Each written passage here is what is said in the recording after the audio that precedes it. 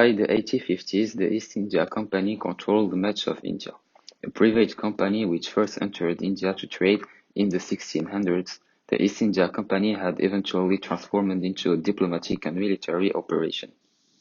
Large numbers of native soldiers, known as sepoys, were employed by the company to maintain order and defend training centers. The sepoys were generally under the command of British officers.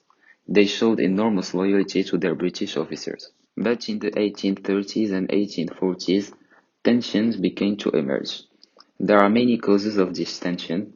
First, a number of Indians began to suspect that the British intended to convert the Indian population to Christianity, as an increasing number of Christian missionaries began arriving in India, and also because of the rumors that the grease used to make cartridges was derived from pigs and cows, which would be highly offensive to Muslims and Hindus. The sepoys' disobedience and violence start when they refused to use the new rifles because of the cartridges, since the Hindus consider cows to be holy, while Muslims are not allowed to eat pig. This led in many ways to harsh military punishments, such as stripping them of their military uniforms and even death of some sepoys.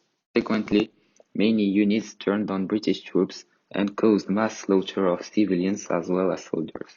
Hundreds of British women and children were taken prisoners. Later, the worst happened. Women and infants were murdered, and their bodies were thrown into a well, not by the sepoys, but by civilian Indian butchers. The British troops hit back, arrested the sepoys and established control. The revolt was finally ended with brutal military forces. The British punished severely the sepoys because of what happened to the British women and children. Following such fighting, India was legally considered a colony of Britain. The events were perceived differently from both sides. The Indians see the British as an evil that tries to take away everything from them, most importantly their religious beliefs.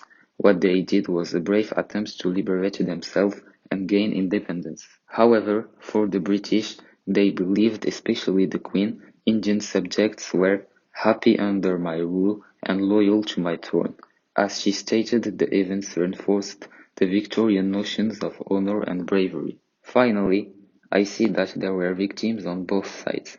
However, the British Empire is to blame since no country has the right to rule another one.